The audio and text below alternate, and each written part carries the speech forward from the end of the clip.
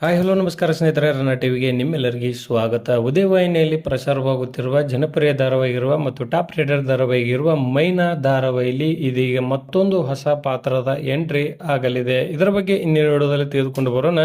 ಮೊದಲ ಬಾರಿಗೆ ನಮ್ಮ ವಿಡಿಯೋ ನೋಡ್ತಿದ್ದರೆ ಉಚಿತವಾಗಿ ಸಬ್ಸ್ಕ್ರೈಬ್ ಮಾಡಿಕೊಳ್ಳಿ, ಪಕ್ಕದಲ್ಲಿರೋ ಬೆಲ್ಲೈಕನ್ ಮೇಲೆ ಪ್ರೆಸ್ ಮಾಡಿ. ನೀವು ಸಹಿತ ಮೈನಾ ಧಾರಾವಾಹಿನ ಇಷ್ಟಪಡುವುದಾದರೆ ಈ ವಿಡಿಯೋಕ್ಕೆ ತಪ್ಪದೆ ಒಂದು ಲೈಕ್ ಮಾಡಿ. ಸಂತೋಷ್ ಗೌಡ ಹಾಸನ್ ಅವರ ನಿರ್ದೇಶನದಲ್ಲಿ ಮೂಡಿ ಬರುತ್ತಿರುವ ಮೈನಾ ಧಾರಾವಾಹಿಯು ಸಾಕಷ್ಟು ಜನ ಮೆಚ್ಚುಗೆಯನ್ನು ಪಡೆದುಕೊಂಡ ಧಾರಾವಾಹಿಯಾಗಿದೆ. ಇಲ್ಲಿ ವಿಜಯಲಕ್ಷ್ಮಿ ಅವರು ನಾಯಕಿಯಾಗಿ ಮೈನಾ ಪಾತ್ರವನ್ನು ನಿರ್ವಹಿಸಿಕೊಂಡು ಹೋಗುತ್ತಿದ್ದಾರೆ.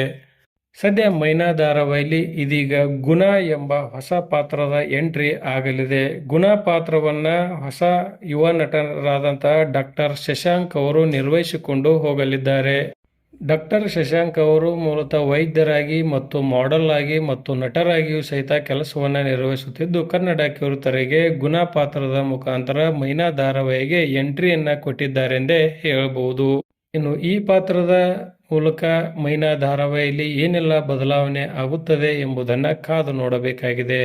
ಮೈನಾ ಧಾರಾವಾಹಿಯಲ್ಲಿ ಗುಣ ಪಾತ್ರದ ಎಂಟ್ರಿ ಆಗಿರುವುದರ ಬಗ್ಗೆ ನಿಮ್ಮ ಅನಿಸಿಕೆ ಅಭಿಪ್ರಾಯವನ್ನ ಕಮೆಂಟ್ ಬಾಕ್ಸ್ ಅಲ್ಲಿ ತಿಳಿಸಿ. ಧನ್ಯವಾದಗಳು, ನಮಸ್ಕಾರ.